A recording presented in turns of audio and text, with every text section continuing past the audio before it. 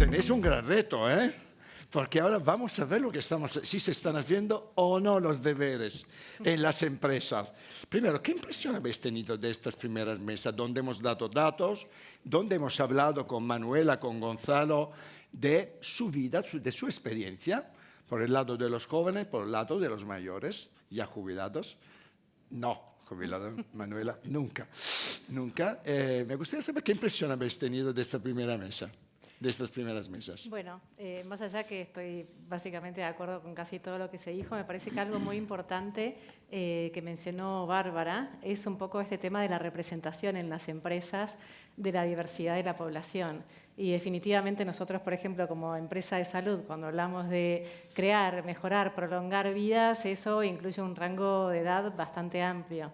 Y si definitivamente dentro de nuestra empresa no representamos a nuestros pacientes, o sea, es un factor definitivamente estratégico poder decir, bueno, tengo dentro de mi empresa quienes representan a mis pacientes, que son quienes tienen que estar entendiendo de las enfermedades y entendiendo cómo justamente poder tratarlas, ¿no? Así que definitivamente de acuerdo. Por favor.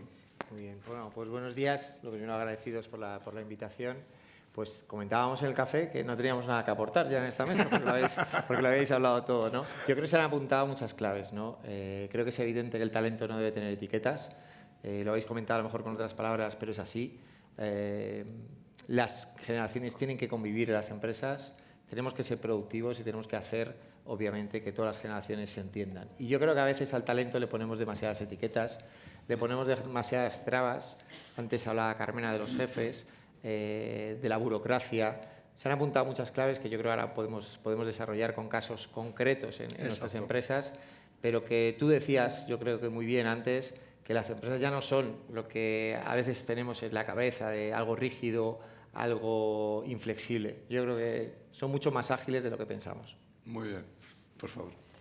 Bueno, la primera conclusión que yo me llevaba es lo que decía aquí, que dices ahora, ¿no? Un poco más nos queda por decir, pero si podemos constatar algo es que esto va a ser una necesidad. O sea, realmente el contexto demográfico nos va a llevar a que esto sea una necesidad. O sea, la retención de profesionales senior en un escenario en el que vamos a duplicar el número de personas mayores de 65 años en los próximos 15 años, pues vamos a estar más tiempo en las organizaciones sin ninguna duda. Por otro lado, pues también el número de nacimiento de los hijos es más tarde. Vamos a tener que mantener a nuestros hijos durante más tiempo, vamos a tener que, antes de pensar en personas de 50 años como yo, pues voy a tener un hijo de 4 años o una de 8, ahora es muy común y por lo tanto vamos a tener que estar en activo muchísimo más tiempo, ¿no? Esto sin duda nos va a llevar a que permanezcamos en las organizaciones más tiempo. Por tanto, yo entiendo que es una necesidad y que si hace X años, ¿no? Yo cuando estaba consultor me dediqué al mundo de las reestructuraciones en el año 2008, 2009, 2010, cuando había reestructuraciones en aquella época, prácticamente se despreciaba, ¿no? el valor senior y el conocimiento, ¿no? En las organizaciones y primaba recortar el mayor coste, que por lo general las nóminas más caras y por lo tanto las personas con mayor edad de las organizaciones y se primaba pues, el crecimiento de la carrera profesional del joven, ¿no? Yo creo que ha llegado el momento y según constatamos ahora que ha llegado el momento de pensar en la carrera profesional senior dentro de la organización. Por supuesto. Bueno, vamos a empezar a saber qué estáis haciendo en vuestras empresas. ¿Os parece? Valeria, comienzas tú para decirnos un poco en Merck. ¿Qué hacemos? En Merck definitivamente... Aquí el consejero delegado que nos escucha. Sí, en Merck, bueno, definitivamente lo que empezamos es a generar, por supuesto, o sea, espacios de diálogo, ¿no? Espacios para realmente entender cómo poder incluir mejor a todas las generaciones. O sea, de hecho, nosotros cuando miramos hoy a nuestros empleados, casi más del 25% pertenece a un extremo o al otro, digamos, entre súper jóvenes y talento senior, y cómo podemos integrar mucho mejor esas generaciones. Y de hecho hemos hecho una encuesta del que surgió un informe de colaboración intergeneracional, y realmente cuando les preguntamos a unos y a otros, ven todas las ventajas, o sea, creen que son las empresas que realmente se ocupan de esa colaboración intergeneracional, son empresas que cuidan mejor a sus empleados, son empresas en donde se puede aprender. O sea, yo siempre digo que al final, como comentaban en otra mesa, el tema de la narrativa de la vejez y también está la narrativa de la juventud, ¿no? De esto de falta de compromiso o ya no pueden usar las herramientas. Y cuando lo vivís en la empresa, cuando tenés equipos multigeneracionales, te das cuenta que no es así y que todos aprendemos de todos. Ahora está la inteligencia artificial y estamos todos en el mismo nivel, diría yo. Y estamos armando grupos en donde todos estamos tratando de aprender, bueno, cómo poder utilizarlo mejor para nuestro trabajo. Y te diría que ahí el nivel de información que tenemos es bastante parejo, pero bueno, entre las habilidades y herramientas que tenemos, realmente cómo poder usarlas. Así que yo creo que esos diálogos que estamos generando y esas encuestas y ese entendernos y escucharnos más, nos está siendo muy útil realmente para poder crecer como empresa y ofrecer mejores servicios y no solo para nuestros empleados, sino hacia afuera también. Muy bien. Javier, Iberdrola. Pues mira, en Iberdrola convivimos 4 generaciones, parecido seguramente a lo que le pasa a Merck, ¿no? En cuanto a que el bloque principal está entre los 30 y los 50 años, pero luego tenemos extremos, ¿no? Fundamental que convivan y que se entiendan las generaciones. Como decía antes al principio, no hay que etiquetar, pero sí que de algún modo tienes que segmentar si realmente quieres ofrecer el producto adecuado a la generación en función de sus intereses y de sus preocupaciones, porque obviamente la vida te va llevando hacia un camino diferente conforme vas cumpliendo años, vas teniendo determinadas responsabilidades. Así que por un lado segmentamos para ofrecer el mejor producto posible a nuestros clientes, que son nuestros empleados, y por otro lado nos preocupa muchísimo el tema de la transferencia del conocimiento, es decir, tanto de los jóvenes hacia los mayores como de los más mayores hacia los más jóvenes. Así que tenemos programas en abierto, tenemos unas comunidades de conocimiento que están en abierto para todos los empleados, en todas las geografías, es decir, no solo en España, sino en todas las geografías donde estamos representados, para que realmente ese conocimiento se pueda compartir de una manera natural, de una manera espontánea, sin ningún tipo de regla, sin ningún tipo de requisito, que yo creo lo más importante. Obviamente por detrás siempre habrá curadores de contenido para que pues realmente lo que pasa en esas comunidades de conocimiento sea una transferencia real, pero sobre todo la regla es que no hay reglas en cuanto a la hora de compartir el conocimiento. Bueno, Toni. Nosotros somos un fondo de inversión, en este momento el mayor fondo de inversión en España en el sector salud y por lo tanto nuestro trabajo está muy relacionado también con el sector. Generamos infraestructuras para personas mayores y también en el ámbito sanitario en cuanto a hospitales y toda la cadena de valor del sector salud, ¿no? Bueno, tenemos una relación muy directa con el ámbito senior, sobre todo porque tenemos infraestructuras también, residencias de personas mayores y tenemos también ese contacto directo, ¿no? Entonces, en nuestra organización hay 3 aspectos que para nosotros son fundamentales, ¿no? El primero es entender que por primera vez estamos acostumbrados en las organizaciones, ¿no? Durante nuestra historia, cuando aspirábamos a trabajar en una empresa, pues siempre hemos entrado en una organización para pues, ir creciendo en la carrera profesional, ¿no? Ir creciendo en la organización, ¿no? Ha llegado el momento de plantearnos que la carrera profesional, si va a ser más larga, no va a ser siempre ascendente, ¿no? Va a ser una carrera profesional donde va a haber diferentes roles, ¿no? Y entonces la planificación de esa carrera profesional senior, para no perder ese conocimiento, va a tener que pasar por un momento ascendente, pero también por un momento descendente en cuanto a nivel de responsabilidad y para pasar a tener otras posiciones de acompañamiento, ¿no? Entonces, la planificación de todo esto para nosotros es clave. Para nosotros es clave el conocimiento de los diferentes mercados. Estamos en toda Europa, estamos trabajando en España, pero también en Portugal, en Irlanda, en Bélgica, Alemania, Francia, Italia, entrando ahora en Italia. Y entonces el conocimiento de esos diferentes mercados nos está permitiendo hacer esas carreras en parábola que no en carreras solamente ascendente, ¿no? Es cierto también que no se han generado mecanismos por parte de la administración pública para que eso suceda. Es decir, la expectativa de las personas es que mantengan su nivel de vida y su salario, pero con menos responsabilidad. Pues al final, como han dicho en la mesa anterior o en las 2 anteriores, pues los números son finitos en las empresas. O sea, no hay una caja de la que ir tirando para pagar salarios. Eso creo que no nos pasa a nadie. No sé que le pase a alguien que levante la mano, no sé si por parte de Merck, pero desde luego nosotros no.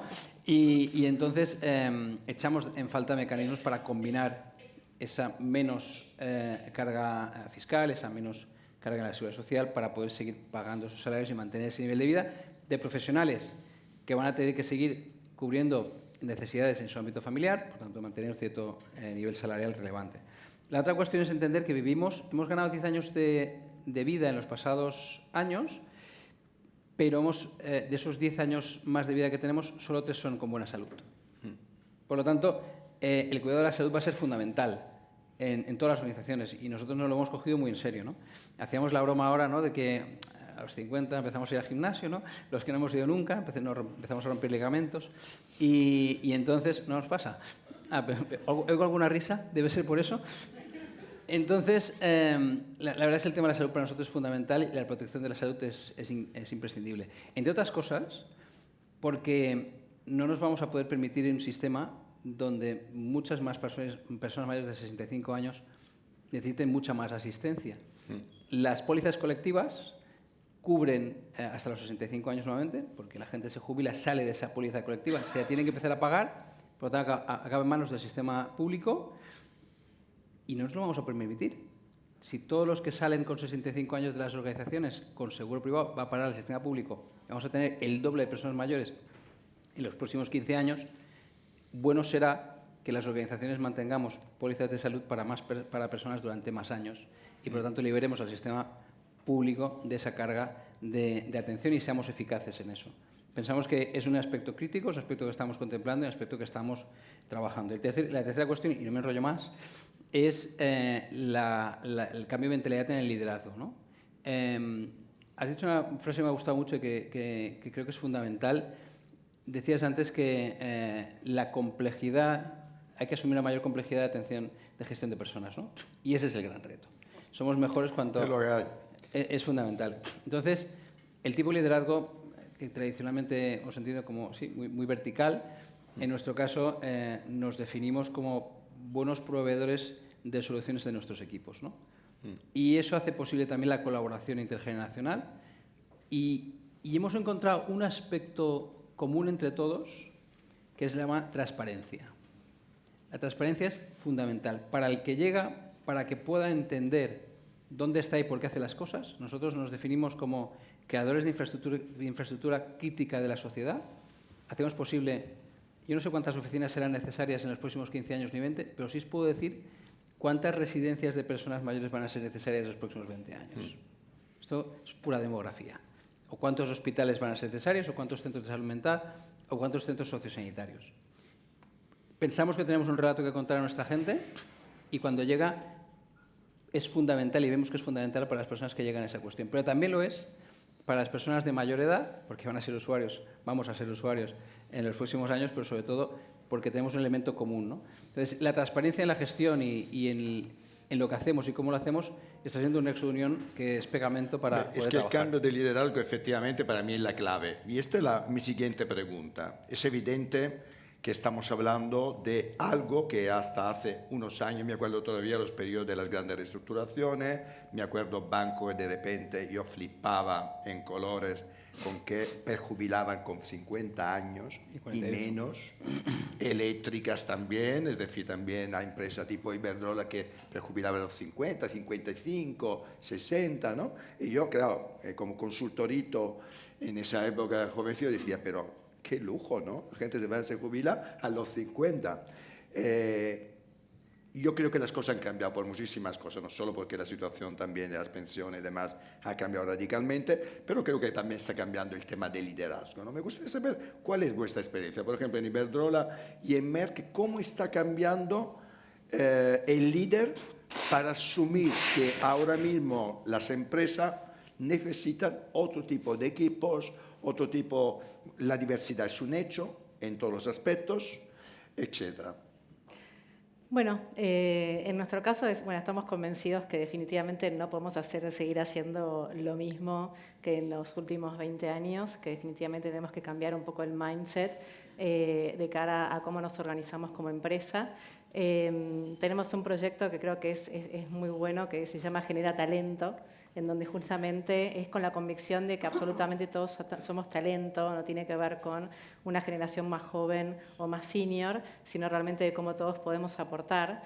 Y de alguna manera en esa, digamos, en esa convicción, esa integración también cómo hablamos de liderazgo sin jerarquías, ¿no? Cómo también tenemos esas conversaciones de que no es solamente un tema jerárquico hacia arriba, sino cómo también fomentamos esa curiosidad en todos los empleados de esos movimientos de cómo me puedo seguir desarrollando como persona, como empleado, como profesional, y que no siempre es hacia arriba, o sea, muchas veces es hacia los laterales, y cómo fomentamos también esa evolución constante en el aprendizaje que podamos brindar como empresa, con la convicción también que obviamente no solamente queda del lado de la empresa, sino que yo creo que es un trabajo también de todos, ¿no? ¿no? También de la función pública, en cambiar esas estructuras mentales que tenemos hoy, dejar de etiquetar, me encantó eso que dijiste, y realmente focalizar en cómo somos, en que cada uno de nosotros somos talento que podemos aportar y como empresas podemos brindar esos espacios para seguir desarrollándonos con los años que nos quedan por delante. Por supuesto. Hacia Javier. adelante. Pues en Iberdrola el líder cada vez es más líder y cada vez menos jefe, ¿no? Un poco en la línea con lo que me comentaba mi compañera. ¿Por qué? Porque el liderazgo ya no responde a cuestiones jerárquicas, a cuestiones de organigrama. De hecho, te puedes encontrar muchísimos proyectos en donde el jefe de ese proyecto, el líder de ese proyecto, no es el jefe jerárquico, no tiene nada que ver, es decir, temporalmente durante 1 año, 2 años va a ser la persona que lidere el proyecto, pero no tiene ninguna dependencia jerárquica con el resto del equipo, ¿no?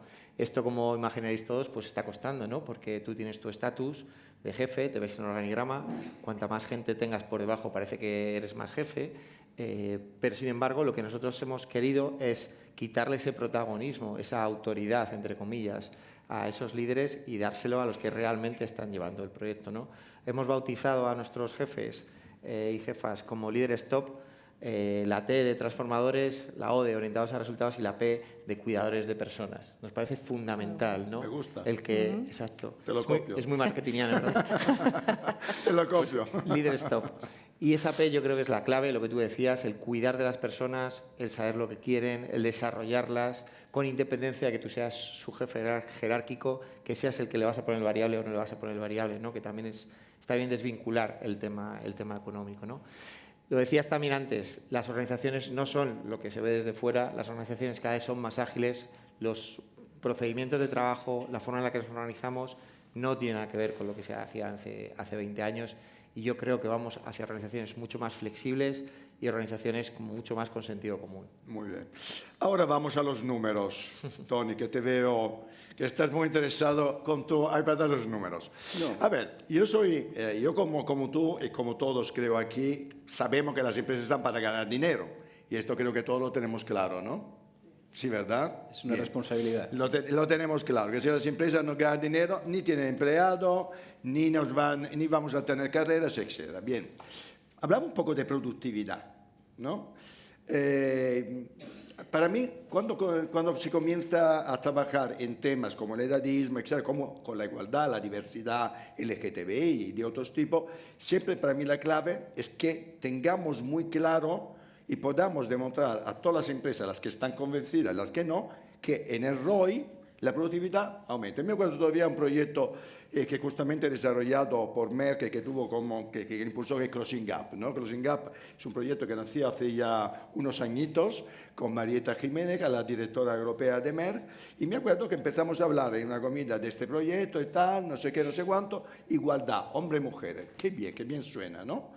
Pero claro, en todos los estudios que se han hecho a lo largo de estos años se ha demostrado con números que no es solo palabrería, que incluso a nivel de productividad, que en un equipo haya hombres y mujeres, que en una empresa haya hombres y mujeres, es decir, igualdad de género, hay una productividad, si no me equivoco, del 30% más o algo así. No me acuerdo exactamente el número, ¿vale?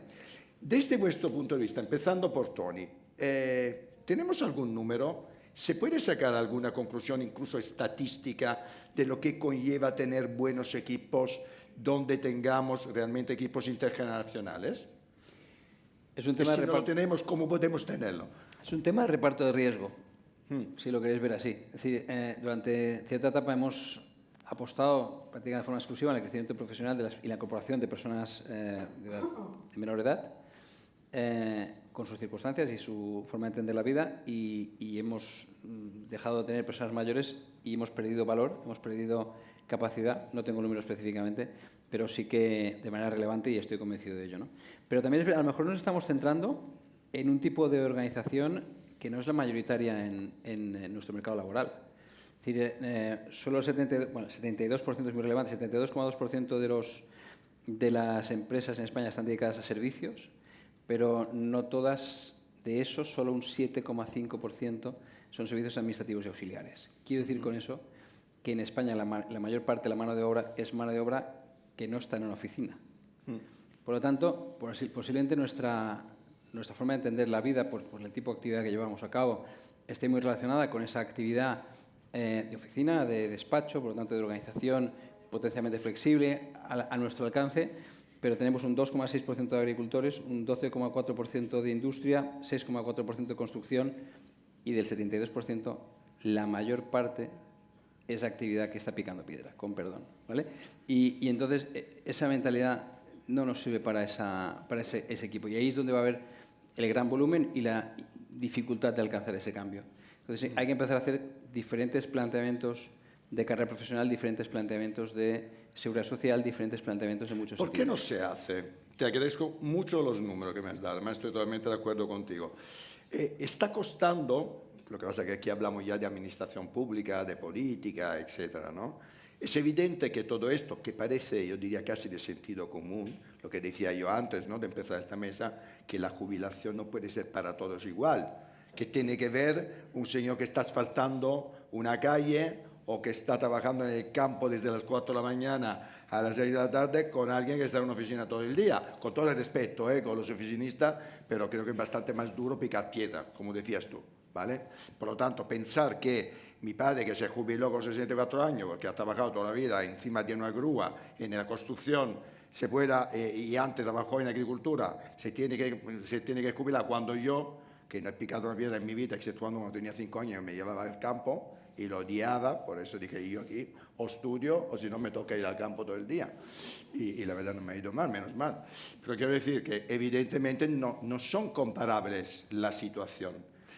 Y yo otra cosa que comentaba antes de empezar este día es que desde la empresa privada, desde el mundo académico, tenemos que quizás presionar un poco más a que la administración pública no nos arrastre y que nosotros arrastremos los cambios de la administración pública. Sé que es una pregunta muy complicada, pero creo que es un eje fundamental para el futuro que nos espera.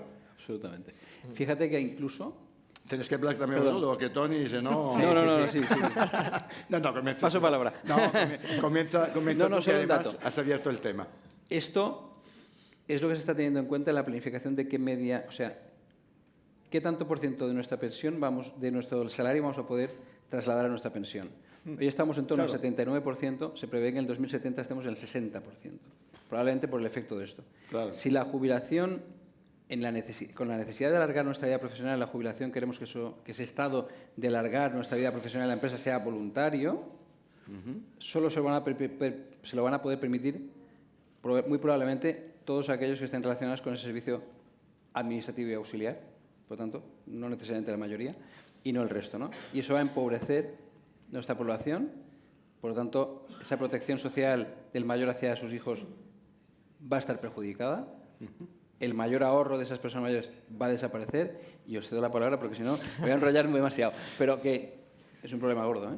Okay. Sí, gracias, Tony. Bueno, en nuestro caso sí que seguimos manteniendo como un 50% de la plantilla que trabaja en campo, entonces se nos da esta situación porque al final quien está en las instalaciones, los parques eólicos, los campos solares, etcétera, etcétera, es gente de campo, gente nuestra, ¿no?, que está en la parte de mantenimiento, en la parte de la operación. ¿Qué puede hacer la empresa en este caso para alargar la vida, entre comillas, de sus trabajadores? Por un lado, meter mucha tecnología, digitalizar. Es decir, hay muchos procesos que hace 20 años se hacían manuales, que ahora se pueden hacer en remoto, que ahora se pueden hacer de manera digital. Eso obviamente va quitando gente de campo y va sumando gente a la parte más administrativa o más de gestión.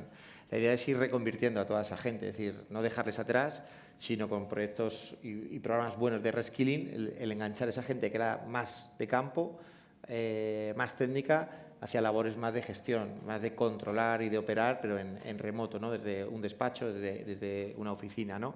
Desde ahí es lo que nosotros individualmente podemos hacer como empresa, ¿no? El hecho de meter tecnología, inversión en digitalizar los procesos, de modo que sean menos manuales y más automáticos. Y con respecto a la administración, el poner en valor, lo que pasa es que esto es complicado, esto es palabras, ¿no?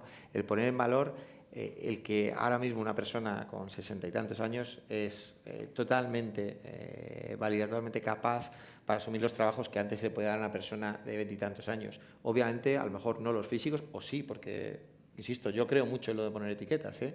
Ves a gente de 20 y tantos años que están destrozados físicamente frente a otros de 60 y tantos que están totalmente en plena forma. Así que obviamente hay que generalizar, pero creo que a la administración hay que hacerle ver que la gente es totalmente productiva, y más ahora que estamos alargando la edad de vida, ¿no? Valeria. Bueno, creo que casi han dicho todo, pero también, o sea, en Merck, teniendo tanto las oficinas como plantas de manufactura, creo que abarcamos un espectro bastante amplio en diversidad generacional y que realmente creo que lo que estamos haciendo es tratar justamente de darle visibilidad a través de las encuestas que hacemos, el proyecto que bien mencionaste del tema de Closing Gap, o sea, yo creo que es justamente como empresa saber que, o sea, creo que tenemos la capacidad, tenemos la diversidad de empleados y poner a disposición también de la administración pública aquellas encuestas, esos datos que les pueden servir también para seguir generando los cambios que necesitamos, porque al final, como dijimos, creo que esto lo hacemos entre todos, no solamente dentro de las empresas, sino que realmente dar visibilidad a estos datos y que entre todos podamos entender cómo tienen que ser estas empresas y estas herramientas que nos tiene que brindar la administración pública hacia futuro. Pero ¿crees que realmente puede haber por parte de la administración pública una escucha activa hacia estos cambios? Porque a veces da la impresión que no la hay. No la hay. Por lo tanto, se repito que os pido mucho, ¿no? Pero como creo que realmente eso va a ser clave, ¿crees que hay alguna manera para que podamos crear un instrumento de relación público-privada mucho más consistente? Mira, en Europa hará falta invertir 150.000 millones de euros para generar infraestructura social que debería atender al 15% de personas mayores de 80 años en una residencia, que es la media, y además bastante consistente en Europa de personas que pueden necesitar una residencia en Europa. No está ni se le espera. Es decir, la realidad es que, ese dinero no lo va a tener la administración pública, con límites de endeudamiento muy por encima de lo que estábamos acostumbrados en términos de PIB. España está en más de 100% de su PIB en endeudamiento y muy parecidos al resto de países europeos. No está en la agenda política atender la demografía, o sea, atender el envejecimiento poblacional. Pero esto es un suicidio. Esto es suicidio. Es un suicidio social. Quiero decir, es decir, no pensar que la demografía tiene que influir en nuestra vida y en los cambios legislativos, es como decir, pues mira, que pase lo que pase y que nos pille casi vendido o no vendido, vamos. Absolutamente. No está en la agenda y tanto es así que si echáis un vistazo a las últimas prioridades que han salido en Europa, defensa, desde luego, ha pasado a ser una prioridad fundamental, por razones obvias, pero es que el crecimiento demográfico no está en ninguna de las 3 prioridades marcadas por Europa en los últimos 6 meses. Increíble. Sí, ¿Vuestra experiencia? Increíble. Y luego pasamos a los minutos de hora y quien quiere prepararse una pregunta, que vaya pensando, ¿vale? Que cerraremos con vuestra pregunta. Sí, que decía que... Bueno, cerraremos antes de los discursos y todo esto. Decía que increíble porque en números de talento, por un lado, las empresas, y lo habréis escuchado en todos los foros, lloramos un poco que faltan profesionales cualificados, sí, pero por otro lado se van prejubilando a gente, como tú decías, de 58, 59, 60 años, que perfectamente son productivos y que, como decía antes, con programas de reskilling perfectamente podrían realizar determinadas funciones de esos profesionales que estamos demandando, ¿no? Entonces, como decía el compañero, debería haber, obviamente, políticas que incentivaran la natalidad, debería haber políticas que afiancen el talento que tenemos, porque esa es otra cosa. El talento que formamos, el talento que preparamos, el talento que invertimos, a veces se nos va. Con lo que, bueno, si invirtiésemos en esa gente que ya hemos preparado, que ya hemos capacitado, para que no se nos vaya fuera, pues sería interesante, ¿no? Nosotros del mundo de la empresa, claro, para nosotros las tasas de fidelización de talento son importantes. La falta de rotación en una empresa te da un buen termómetro, en muchos casos, de que lo estás haciendo bien, de que estás invirtiendo bien. A la administración pública se le debe pedir eso y se le debe exigir, oye, ¿cuántos jóvenes estás formando y cuánta gente se te está yendo? Invierte ahí en políticas de acceso a la vivienda, por ejemplo, sería interesante, de salarios dignos para que esos jóvenes se puedan quedar y sean competitivos, ¿no? Y seamos competitivos con Europa y con el resto del mundo, porque en Europa está pasando un poco lo mismo, ¿no? Así que en números de talento es curioso e increíble que por un lado demandemos profesionales cualificados y por otro lado los prejubilemos. Muy bien. Valeria. Bueno, no me queda mucho por decir, pero como dije antes, yo creo que como empresas el trabajo que estamos haciendo es realmente focalizar en el intercambio generacional y seguir dando visibilidad a lo que necesitamos, o sea, seguir escuchando a aquellos jóvenes, a los seniors y qué está pasando, digamos, en su vida, que podemos resolver como empresa, pero que también podemos dar visibilidad para que la administración pública pueda realmente brindarnos cada vez mejores herramientas. Muy bien. Tony. Se prevé que en el 2070 casi 2 personas mantengan un jubilado. Si queremos evitar esto, tenemos que también evitar que las prejubilaciones que en los últimos 20 años estaban en el 50% de los que se jubilaban eran menores de 65 años. Ahora estamos alrededor del 35%, necesitamos rozar a cero. Pero no porque la gente no tenga opciones para poder jubilarse, ¿no? Sino porque la gente quiera quedarse en sus organizaciones, lo haga por vocación de quedarse, no solo por la necesidad de quedarse, ¿no? Porque hagamos organizaciones capaces de asumirlo, ¿no? Y creo que ese es el gran reto, ¿no? Aparte de, evidentemente, pues, generar la capacidad de seguir manteniendo la capacidad de gasto y de salario de las personas mayores, a pesar de pasar a un lado en su carrera profesional y tener carreras profesionales ascendentes, pero también descendientes en responsabilidades, pero no necesariamente en funciones. ¿Alguna pregunta? Por favor. ¿El micrófono? Ahí. Hola, muchas gracias. Me está resultando muy interesante todo lo que se está diciendo esta mañana y quería llevar esto a un terreno un poquito más realista, en la medida en que, por una parte, me encanta que haya personas que piensen en todo esto y, por otra, concretamente, soy una persona de más de 50 años que está buscando trabajo y en más de una entrevista me han dicho que no contratan a más de 40 o 45 años. Entonces, creo que se han dicho muchas cosas muy interesantes, pero hay un tabú quizás aquí o algo que sigue, creo que siendo muy relevante, que es el tema de los salarios. O sea, a mí muchas veces yo creo que no me cogen porque asumen que tienen que pagar un salario superior al que pagarían si cogen a alguien de 20 años. Entonces, sí, es algo que no se ha hablado hasta ahora y creo que el talento se paga. Bueno, se habla mucho. Te lo digo como seleccionadora de directivos desde hace 30 años. Sí que se habla mucho. De hecho, y ahí te voy a dar un consejo, si puedo lo doy yo como empleador, como vosotros, pero trabajando en una consultoría que se dedica a esto desde hace 32 años.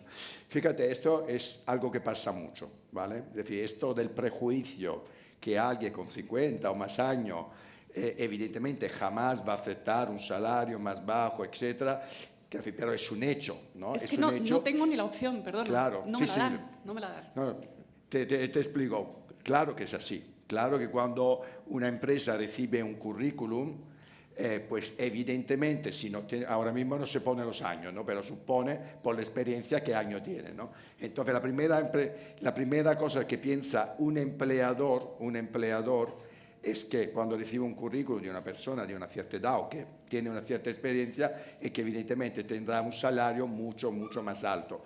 Yo soy muy pragmático. Por lo tanto, yo me considero que cuando alguien tiene cierta edad, está buscando trabajo, las ofertas de empleo tiene que mirarla con lupa. Y muchas veces funciona mucho más el boca a boca en la búsqueda de trabajo que no enviar currículums a propuestas de empleo.